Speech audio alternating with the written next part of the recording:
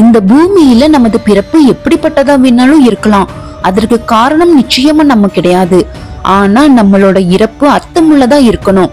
நீங்க வாழ போற வாழ்க்கையில நீங்க செய்யற ஒவ்வொரு தவறும் உங்களை தாண்டி உங்களை சுற்றியுள்ளவர்களைத்தான் அதிக அளவுல பாதிக்கும். அப்ப இந்த தவறுகள் எல்லாம் நடக்காம இருக்க என்ன செய்யறது? எப்படி நாமே நம்மள பக்குவப்படுத்திக்கிறது? நல்லது எது கெட்டது எதுன்னு எப்படி தெரிஞ்சுக்கிறது? இதையெல்லாம் யார் நமக்கு சொல்லி கொடுப்பாங்க? உங்களை பெற்றெடுத்த பெற்றோர்கள், உங்களுடைய நண்பர்கள், ஆன்றோர்கள், சான்றோர்கள்னு நிறைய பேர் இருக்காங்க. ஆனா இவங்களையெல்லாம் தாண்டி இன்னொரு விஷயம் இருக்குது. அவைதான் புத்தகங்கள். புத்தகங்களும் அதில் உள்ள கதைகளும் தான். வரலாற்று கதைகள், புராண கதைகள், இலக்கியம், இதிகாசம்னு அடுக்கிக்கிட்டே போகலாம். அதுல சொல்லப்பட்ட கதைகளை கதையா மட்டும் பார்க்காம அந்த கதைகளுக்கு பின்னாடி ஒளிஞ்சிட்டு இருக்கிற கருத்துக்களையும் புரிஞ்சுக்க முயற்சி செய்யணும். அப்படிப்பட்ட என்னுடைய தேடலுக்கு விடையா விருந்தா அமைஞ்சதுதான் இந்த கதை. நாம பார்க்க போற இன்றைய கதையோட கதாநாயகன் யாருன்னா நவ கிரகங்கள்ல ஒருத்தர். தவறான உறவு முறையில பிறந்திருந்தாலும் கூட தன்னால யாருமே கஷ்டப்படக்கூடாதுன்னு நினைச்சாரு. அதுக்காக இவர் செஞ்ச ஒரு விஷயத்தால இவருடைய பெயர் இந்த உலகம் இருக்கிற வரைக்கும் நிலைச்சு நிற்கும். அந்த ஒருத்தர் யாரு, அப்படி என்ன அவர் செஞ்சாருன்னு தெரிஞ்சுக்க வாங்க கதைக்குள்ள போகலாம். உங்களோட பேசிட்டு இருக்கிறது மகாலட்சுமி. நீங்க பாத்துட்டு இருக்க சேனல் பேரு ஜீரோ ட்ரீம்ஸ்.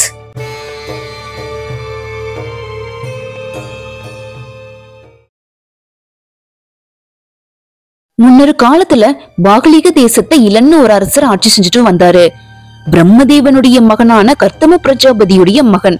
அப்ப பிரம்மதேவனுக்கு பேரன். ராட்சசர்கள், நாகர்கள், கந்தர்வர்கள், தைத்தியர்கள், யக்ஷர்கள்னு எல்லாரையும் அடக்கி இந்த மொத்த பூமியை தன்னுடைய கட்டுப்பாட்டுக்குள்ள கொண்டு வந்தாரு. நாட்டு மக்கள் எல்லாரையும் தன்னுடைய குழந்தைகளை போல பாத்துக்கிட்டாரு. இவருடைய ஆட்சியில மக்கள் எல்லாரும் ரொம்ப சந்தோஷமா இருந்தாங்க. வீரத்திலயும் சரி, தர்மத்திலயும் சரி இவரை மிஞ்ச ஆளே இல்லைன்னு சொல்லலாம். மொத்த பூமியுமே அவருடைய வசம் இருந்ததால பகைவர்கள் எல்லாரும் இவரை பார்த்து பயந்து நடுநடுங்கி போனாங்க. எதிர்க்க ஆளே இல்லாம தனி ஒரு சாம்ராஜ்யத்தை நடத்திட்டு வந்தாரு. இந்த இளம் மகாராஜாவுக்கு வேட்டையாடுறதுனா ரொம்பவே பிடிக்கும். தன்னுடைய படை வீரர்களை கூட்டிக்கிட்டு சித்திரை மாதத்துல ஒரு நாள் வேட்டையாடுறதுக்காக காட்டுக்குள்ள போனாரு. இவருடைய கண்ணுல பட்ட எந்த ஒரு விலங்கும் அடுத்த நொடியே இவருடைய அம்புக்கு பலியாயிடும். அந்த அளவுக்கு அம்பு எய்தறதுல ரொம்பவே திறமைசாலியா இருந்தாரு. இப்படி தொடர்ச்சியா வேட்டையாடிக்கிட்டு தொடர்ந்து முன்னேறிக்கிட்டே போனாரு. அதனால அந்த வனத்தையும் தாண்டி அழகான இன்னொரு வனத்துக்குள்ள நுழைஞ்சாரு. அதுதான் முருகப்பெருமான் பிறந்த இடம். அவங்க எல்லாரும் அந்த வனத்துக்குள்ள போன சமயமா பார்த்து சிவபெருமானும் பார்வதியும் அந்த வனத்துல வேடிக்கையா விளையாடிட்டு இருந்தாங்க. அப்ப பார்வதி தேவி சொல்றாங்க, சுவாமி, நான் உங்களை ஒரு பெண் உருவத்துல பார்க்க ஆசைப்படுறேன்னு. ஒரு மனைவி ஆசையா கேக்குறப்போ கணவன் இல்லைன்னு மறுத்துருவாரா என்ன? தேவி கேட்ட அடுத்த நொடியே சிவபெருமான் ஒரு பெண் உருவத்துக்கு மாறி காட்சி தந்தாரு. அத பார்த்த தேவி ரொம்பவே சந்தோஷப்பட்டாங்க. அவங்களுடைய சந்தோஷத்தை இன்னும் பல மடங்கு அதிகரிக்க அந்த வனத்தில் இருந்த பறவைகள், விலங்குகள்னு எல்லா ஆணினங்களையும் பெண்ணினமா மாத்திட்டாரு சிவபெருமான். இளனும் இளனுடைய படை வீரர்களும் அந்த சமயத்துல அந்த வனத்துலதான் இருந்தாங்க இல்லையா? அதனால அவங்க எல்லாரும் பெண்களா மாறி போயிட்டாங்க. தன்னுடைய உருவம் ஒரு பெண்ணா மாறியதை பார்த்து இளனுக்கு பேரதிர்ச்சி. கூட இருந்த எல்லாருக்கும் என்ன செய்யறதுனே புரியல. நல்லா நிதானமா யோசிச்சு பார்த்த பிறகுதான் தெரிஞ்சது இது எல்லாமே சிவபெருமானுடைய லீலைன்னு. எல்லாரும் பிரிஞ்சு ஆளுக்கு ஒரு பக்கமா தேடி பாக்குறாங்க. எங்கேயும் யாரையுமே கண்டுபிடிக்க முடியல. வேற வழி இல்லாம அங்கிருந்த மண்ணிலேயே ஒரு சிவலிங்கத்தை வடிச்சு மலர்களை சூடி பூஜைகள் எல்லாம் செஞ்சு வேண்டவும் ஆரம்பிக்கிறாங்க. இவங்க எல்லாருடைய பூஜையாலையும் ரொம்பவே திருப்தி அடைஞ்ச சிவபெருமான் இவங்களுக்கு காட்சி தந்தாரு. எல்லாரும் ஓடி போய் காலில் விழுந்து மன்னிப்பு கேட்டாங்க. எம்பெருமானே, இங்க எல்லாரையும் மன்னிச்சிடுங்க.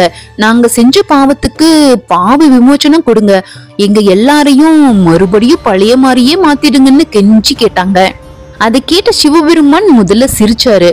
அதற்கு பிறகு சொல்றாரு, இலா, நீ ஆனா மாற காரணம் நான் இல்ல, அது தேவியுடைய ஆசை. அதனால வேற ஏதாச்சும் வரம் கேள்னு சொன்னாரு. இந்த மொத்த பூமியவே தன்னுடைய கட்டுப்பாட்டுக்குள்ள வச்சிருந்த இளனுக்கு அப்போ அந்த நிமிஷத்துல தான் ஒரு ஆணா மாறுறது மட்டும்தான் பெரிய விஷயமா தோணுச்சு. அதனால சிவபெருமான் இப்படி சொன்னதை கேட்டு ரொம்பவே வருத்தப்பட்டாரு. கடைசியா வேற வழி இல்லாம தேவியவே சரணடைஞ்சாங்க. பார்வதி தேவிய போற்றி பாடல் பாடுனாங்க. அவங்கள திருப்திப்படுத்த பூஜைகளும் செஞ்சாங்க. கொஞ்ச நேரத்திலேயே பார்வதி தேவி அங்க காட்சி தந்தாங்க. எல்லாரும் சொல்றாங்க, இந்த பூமியோடு சேர்த்து 17 உலகங்கள்ல இருக்கிற எல்லா உயிர்களும் உன்னுடைய குழந்தைகள் தான். குழந்தைங்க தப்பு செஞ்சா மன்னிக்கிறது தானே தாயோட மனசு. அதனால தயவு செஞ்சு நாங்க எல்லாரும் செஞ்ச தப்ப மன்னிச்சிடுங்கன்னு கெஞ்சி கேட்டாங்க. அவங்க எல்லாருடைய விருப்பத்தையும் புரிஞ்சுக்கிட்டாங்க பார்வதி தேவி. இல்லைன்னா பார்த்து சொல்றாங்க, ராஜரிஷியே, நீ கேட்ட வரத்துல பாதிய மட்டும்தான் என்னால கொடுக்க முடியும், மீதி பாதிய சிவனால மட்டும்தான் கொடுக்க முடியும். அதனால நல்லா யோசிச்சு உன்னுடைய முடிவை சொல்லு. உனக்கு ஆண் தன்மை வேண்டுமா இல்ல பெண் தன்மை வேண்டுமான்னு. அதை கேட்டு இளன் சொல்றாரு, தாயே, ஒரு மாதம் ஆணா இருக்கணும், அடுத்த மாதம் பெண்ணா இருக்கணும், இப்படி மாறி மாறி இருக்க அருள் செய்யுங்கன்னு கேட்டாரு. பார்வதி தேவியும் அப்படியே ஆகட்டும்னு வரம் தந்தாங்க. அதே நேரத்துல இன்னொரு விஷயத்தையும் சொன்னாங்க. இலா, நீ ஆணா மாறும்போது பெண் உருவத்துல நடந்த எந்த ஒரு விஷயமும் உனக்கு ஞாபகம் இருக்காது. அதே மாதிரியே பெண்ணா மாறும்போது ஆண் உருவத்துல இருக்கும்போது நடந்த எந்த ஒரு விஷயமும் உனக்கு ஞாபகம் இருக்காதுன்னு சொல்லிட்டு அங்கிருந்து மறைஞ்சு போயிட்டாங்க. தேவியோட வரத்தை மனசார ஏத்துக்கிட்ட இளன் அந்த நிமிஷத்துல இருந்து இளைஞர பெண்ணா மாறிட்டாரு. அந்த வரம் அவருக்கு மட்டும் கிடையாது, அவர் கூட வந்த படைவீரர்களுக்கும் சேர்த்துதான்.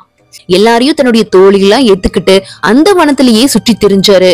அங்கிருந்த மரங்கள்ல இருந்து கிடைச்ச காய் கனிகளை எல்லாம் உண்டு பசி தீர்த்தாரு. இப்படியே தொடர்ந்து நடந்து போயிட்டு இருக்கும் போது ஒரு அழகான ஆறு இலியுடைய கண்ணுல பட்டுச்சு. உடனே எல்லாரும் அந்த ஆற்றுக்குள்ள இறங்கி விளையாட ஆரம்பிச்சாங்க.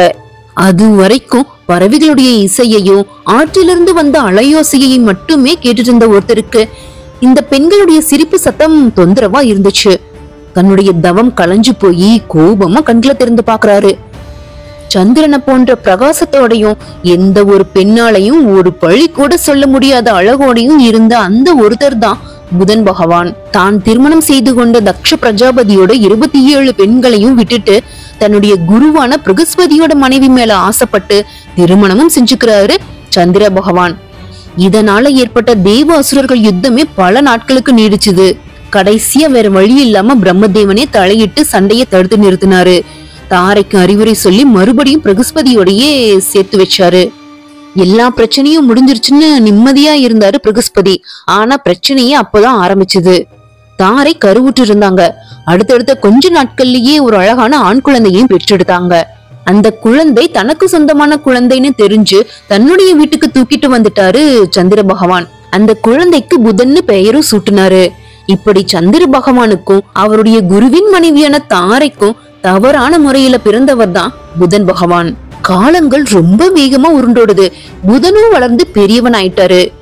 ஆடை ஆபரணங்கள் அரச பதவினா சந்தோஷமா தன்னுடைய வாழ்க்கை கழிச்சிட்டு இருந்த புதன் பகவானுக்கு ஒரு நாள் அவருடைய பிறப்பு ரகசியம் தெரிய வருது. வெட்கி தலை குனிஞ்சு நின்னாரு. இனி ஒரு நிமிஷம் கூட இங்க இருக்க கூடாதுன்னு முடிவு செஞ்சு எல்லாவற்றையும் துறந்து காட்டுக்குள்ள போயிட்டாரு. தனக்குன்னு ஒரு ஆசிரமத்தை அமைச்சுக்கிட்டாரு. சதா சர்வமும் எம்பெருமானுடைய நாமத்தையே உச்சரிச்சுக்கிட்டு தவம் செய்யவும் ஆரம்பிச்சாரு. தண்ணீருக்கு நடுவுல அமர்ந்துகிட்டு கடுமையா தவம் செஞ்சுட்டு இருக்கும் போது ஒரு நாள் பெண்களுடைய சிரிப்பு சத்தம் கேட்டு தவம் களைஞ்சு போச்சு. கோபமா கண்களை திறந்து பாக்குறாரு. அவருடைய கண்ணுக்கு முன்னாடி நின்னுட்டு இருந்தது ஒரு பேரழகி. உலகத்தில் உள்ள எல்லா பெண்களுடைய அழகையும் மிஞ்சிய ஒரு தேவதைன்னே சொல்லலாம். அந்த பெண் வேற யாரும் இல்ல, எம்பெருமானுடைய சாபத்தாலையும் தேவியுடைய வரத்தாலையும் பெண்ணா மாறி சுத்திட்டு இருந்த இதே இலைதான். இலைய பார்த்த அடுத்த நிமிஷமே அவளுடைய அழகுல மயங்கி தன்னுடைய மனசையும் பறி கொடுக்கிறாரு. வேகமா எந்திரிச்சு இலை பக்கத்துல போனாரு. பெண்ணே, நீ யாரு? உன்னுடைய பெயர் என்ன? இந்த அடர்ந்த காட்டுக்குள்ள நீ என்ன செஞ்சிட்டு இருக்க? 3 உலகங்கள்லயும் உன்ன மாதிரி ஒரு பேரழகிய நான் இதுவரைக்கும் பார்த்ததே இல்ல. சொர்க்கத்துல இருக்கிற அப்சரஸ் பெண்களே உன்னை பார்த்தா பொறாமைப்படுவாங்க. நீ அவ்வளவு அழகா இருக்க, என்ன திருமணம் செஞ்சுக்கிறியா அப்படின்னு கேட்டாரு. அதை கேட்ட இலை சொல்றாங்க, நான் யாரு, இங்க எதுக்காக வந்தேன், இவங்கெல்லாம் யாருன்னே எனக்கு சுத்தமா ஞாபகம் இல்ல. இந்த மாதிரி ஒரு சூழ்நிலையில நான் எப்படி உங்களை திருமணம் செஞ்சுக்க முடியும்னு கேட்டாங்க. உடனே புதன் தன்னுடைய தவ சக்தியால நடந்த எல்லா விஷயங்களையும் தெரிஞ்சுக்கிட்டாரு. அங்கிருந்து அவளுடைய தோழிகளை அழைச்சு, பெண்களே, நீங்க எல்லாரும் அந்த மலைச்சரிவுல போய் உங்க ஆசிரமத்தை அமைச்சுக்கோங்க. சரியான நேரத்துல பொருத்தமானவங்க உங்களை தேடி வருவாங்க. அவங்கள திருமணம் செஞ்சுக்கோங்க. உங்களுடைய வாழ்க்கைய சந்தோஷமா ஆரம்பிங்கன்னு சொல்லி அனுப்பி வச்சாரு. இலையோட சம்மதத்தோட அவளை திருமணம் செஞ்சுக்கிட்டு கணவன் மனைவியா வாழ்க்கைய வாழவும் ஆரம்பிக்கிறாங்க. 1 மாத காலத்தை 2 பேரும் ரொம்ப சந்தோஷமா கழிச்சாங்க.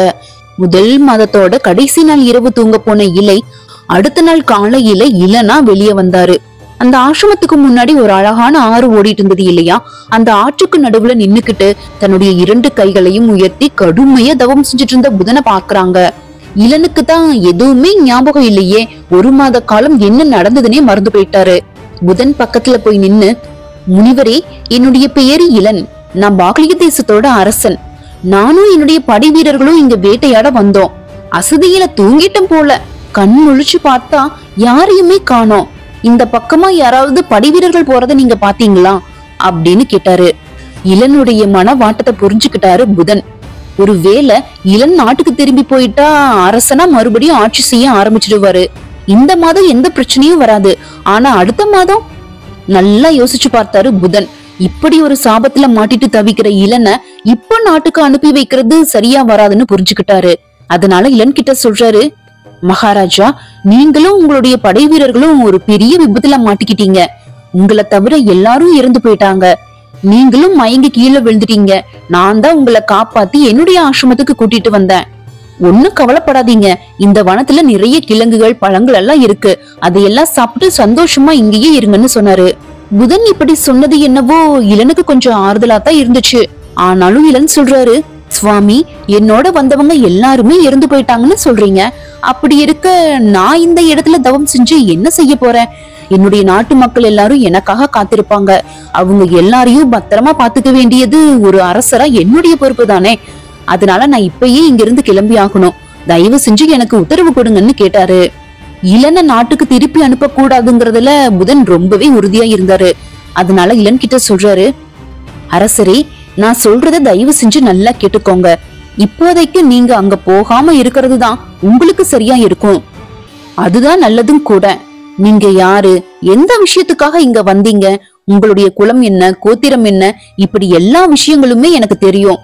அதனால மக்களுக்கு என்ன ஆகுமோ ஏதாகுமோன்னு நீங்க கவலைப்பட வேண்டாம். இன்னும் 1 வருட காலத்துக்கு நீங்க இங்கேயே தங்கியிருங்க. இதுக்கு நீங்க சம்மதிச்சா உங்களுக்கு பல நன்மைகள் உண்டாகிற மாதிரி நான் செஞ்சு தருவேன்னு சொன்னாரு. புதன் இப்படி சொன்னது இளனுடைய மனசுக்கு சரின்னு பட்டுச்சு. அதனால இன்னும் கொஞ்ச நாளைக்கு இங்கேயே இருக்கலாம்னு முடிவு செஞ்சாரு. இளன் ஆணா இருக்கிறப்ப புதனோட சேர்ந்து தவம் செய்யறதும், பெண்ணா இருக்கிறப்ப புதனோட ஒன்று கூடி சுகங்களை அனுபவிக்கிறதுமா இருந்தாரு. அடுத்த 9 மாதங்கள்லயே இலை ஒரு அழகான ஆண் குழந்தைய பெற்றெடுத்தாங்க. சந்திரனுடைய பேரனாச்சி அழகுக்கும் பிரகாசத்துக்கும் குறைவே இல்ல. அந்த குழந்தைக்கு புரூரவஸ்னு பெயரும் சூட்டுனாங்க.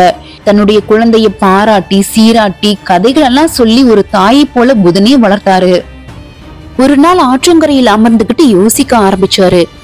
ஆனா 1 மாதம், பெண்ணா 1 மாதம், இப்படியே எவ்வளவு காலத்துக்கு வாழ முடியும்? நிரந்தரமா ஒரே உருவத்துக்கு மாற என்ன வழின்னு யோசிச்சாரு. நிரந்தரமா ஒரு பெண்ணா மாற்றிட்டா தன்னுடைய வாழ்க்கை மட்டும்தான் சந்தோஷமா இருக்கும். ஆனா மொத்த பாக்லிக தேசமும் அதுல வாழ்ற மக்களுடைய நிலைமை என்ன ஆகும்? அதுக்காக சம்பர்த்தர், சியவனர், அஷ்டநேமி, மவுத்கலர், துர்வாசர்னு பல முனிவர்களை தன்னுடைய ஆசிரமத்துக்கு வரவழைச்சாரு. அவங்க கிட்ட புதன் சொல்றாரு, முனிவர்களே, இவர்தான் பாக்லிக தேசத்தோட மன்னர் இளன், கர்த்தம பிரஜாபதியோட மகன். உங்களுடைய தவ வலிமையால இவரை பார்த்ததுமே இவருடைய நிலை என்னன்னு நல்லா புரிஞ்சிருப்பீங்க. இவருடைய சாபம் போகணும், நிரந்தரமா ஆணா மாறணும். அதற்கு என்ன வழின்னு சொல்லுங்கன்னு கேட்டாரு. வந்திருந்த ஒவ்வொரு முனிவரும் ஆளுக்கு ஒரு வழிய சொல்ல ஆரம்பிச்சாங்க. என்ன செஞ்சா இவருக்கு நிரந்தரமா ஆண் தன்மை கிடைக்கும்னு யோசிக்கவும் ஆரம்பிச்சாங்க. அந்த சமயத்துல கர்த்தம முனிவரும் இன்னும் சில முனிவர்களும் அந்த ஆசிரமத்துக்கு வந்தாங்க. ஒருத்தர் பார்த்து ரொம்பவே சந்தோஷப்பட்டாங்க. ஏன்னா எல்லாருமே ஒரே இடத்துல சந்திக்கிறது இதுதான் முதல் முறை. இப்படி ஒரு நல்ல சந்தர்ப்பத்தை அமைச்சு தந்த புதனுக்கு நம்மளால முடிஞ்சதை செய்யணும்னு யோசிச்சாங்க. எல்லாரும் கலந்து பேசி கடைசியா சொல்றாங்க, பிரம்ம ரிஷியே, இளனுக்கு சாபம் கொடுத்தது எம்பெருமான் தான். அதனால அவரை தவிர வேறு யாராலையும் அதை போக்க முடியாது. அவரை திருப்திப்படுத்த அவருக்கு பிடிச்சு அஸ்வமேத யாகத்தை செய்யலாம்னு சொன்னாங்க. புதனுடைய ஆசிரமத்துக்கு பக்கத்திலேயே இந்த யாகத்துக்கான நிலமும் அளக்கப்பட்டுச்சு. வேள்வியும் ஆரம்பமாச்சு. பல நாட்களா தொடர்ந்து யாகம் எந்த ஒரு தங்கும் தடையில்லாம நடந்து முடியுது. இந்த யாகத்தால ரொம்பவே திருப்தி அடைஞ்ச சிவபெருமான் அந்த இடத்துல தோன்றி என்ன வரம் வேண்டும்னு கேட்டாரு. எல்லா ரிஷிகளும் ஒன்று சேர, எம்பெருமானே, இந்த பாக்லிக தேசத்து அரசனான இளன் நிரந்தரமா ஆண் தன்மையை அடைய வேண்டும்னு கேட்டாங்க. சிவனும் அப்படியே ஆகட்டும்னு வரம் தந்துட்டு அங்கிருந்து மறைஞ்சு போயிட்டாரு. யாகம் வெற்றி அடைஞ்சதால எல்லா முனிவர்களுக்கும் ஒரே சந்தோஷம். புதனையும் இளனையும் வாழ்த்திட்டு அங்கிருந்து கிளம்பி போனாங்க. இளன் புதனுக்கு மனசார நன்றி சொன்னாரு. அதற்கப்புறமா அங்கிருந்து கிளம்பி தன்னுடைய நாடான பாகலிக தேசத்தை விட்டுட்டு மத்திய தேசத்துல பிரதிஷ்டானம்னு ஒரு நகரத்தை உருவாக்கி அதையே தலைநகரமா வச்சுக்கிட்டு மத்திய தேசத்தை ஆட்சி செய்ய ஆரம்பிச்சாரு. தனக்கான சரியான நேரம் வந்ததுமே தன்னுடைய மகனான புரூரவச ஆட்சி பொறுப்புல அமர்த்திட்டு உண்ணா நோன்பிருந்து உயிரையும் விட்டுட்டாரு. அவர் உயிரோட இருந்த வரைக்கும் செஞ்ச மொத்த புண்ணியங்கள் அவர் இறந்ததுக்கு அப்புறமா பிரம்மலோகத்துக்கு அழைச்சிட்டு போச்சு. இளனுடைய இந்த கதைய ராமபிரான் தன்னுடைய தம்பிகளான லக்ஷ்மணனுக்கும் பரதனுக்கும் சொல்லி முடிச்சு அதன் மூலமா அஸ்வமேத யாகத்தோட சிறப்புகளையும் முக்கியத்துவத்தையும் விளக்குனாரு. இதோட இன்னொரு குட்டி கதையும் சொன்னாரு. தேவர்களை கொடுமை செஞ்ச விருத்திரனை இந்திரன் வதம் செஞ்சாரு. இதனால இந்திரனுக்கு பிரம்மகதி தோஷம் பிடிச்சிருச்சு. ஒளி இழந்து பலம் இழந்து ஒரு கட்டத்துல எந்திரிக்கவே முடியாம படுத்துக்கிட்டாரு. அவர் இல்லாம மழை பெய்யல. மழை பெய்யாததால பயிர்கள் எல்லாம் வாடி போயிடுச்சு. நிலமெல்லாம் வறண்டு போயிடுச்சு. உலகத்தை காப்பாற்ற இந்திரனை பழைய நிலைக்கு கொண்டு வர தேவர்கள் எல்லாரும் ஒன்று கூடி அஸ்வமேத யாகத்தை செஞ்சாங்க. இப்படி தேவர்கள் செஞ்ச அஸ்வமேத யாகத்தோட பலனாலதான் இந்திரனை விட்டு பிரம்மகதி தோஷம் போச்சுன்னு இன்னொரு கதையும் சொன்னாரு. அவ்வளவு சிறப்பு வாய்ந்த இந்த யாகத்தை சில பேர் தோஷ நிவர்த்திக்காக செய்வாங்க, சில பேர் குழந்தை வரம் வேண்டி செய்வாங்க, இன்னும் சில மன்னர்கள் போருக்கு போறதுக்கு முன்னாடி போர்ல வெற்றி அடையணும்னு செய்வாங்க. இப்படி அஸ்வமேத யாகம் செய்யறதுக்கான காரணங்கள் என்னவா வேணாலும் இருக்கலாம். ஆனா முடிவு ஒண்ணுதான், அது நன்மையை மட்டும்தான் கொடுக்கும். அந்த காலத்துல நிறைய பொருட்களை தானமா தந்து பல ரிஷிகள் தேவர்கள் மக்கள் சூழ நிறைய மன்னர்கள் அஸ்வமேத யாகம் நடத்தினாங்க. அது அந்த காலத்துக்கு சாத்தியமாகும். சரி, இந்த காலத்துல இதெல்லாம் எப்படி சாத்தியமாகும்? என்ன செஞ்சா அஸ்வமேத யாகம் செஞ்சதுக்கான பலன் கிடைக்கும்? அதற்கான வழிகள் 3. நீங்க ஏழைகளுக்கு செய்யற தான தர்மங்கள். இதுவரைக்கும் பூஜையே நடக்காத கோயிலுக்கு போய் கோயில சுத்தம் செஞ்சு பூஜைகள் நடக்கிறதுக்கு தேவையான எல்லா ஏற்பாடுகளையும் செஞ்சு தர்றது. 3. உறவுன்னு சொல்லிக்க ஒருத்தர் கூட இல்லாத ஒருத்தர் இருந்ததுக்கு அப்புறமா அவருக்கு முறைப்படி காரியம் செய்யறது. இந்த 3 விஷயங்கள்ல ஏதாச்சும் ஒரு விஷயத்த நீங்க செஞ்சீங்கன்னாவே போதும். ஒரு அஸ்வமேத யாகத்தை செஞ்சதுக்கான முழுமையான பலன் உங்களை வந்து சேரும்னு சொல்லி நான் இந்த கதையை இன்னைக்கு முடிச்சுக்கிறேன். மீண்டும் ஒரு நல்ல கதையுடன் உங்களை சந்திக்கின்றேன். நன்றி, வணக்கம்.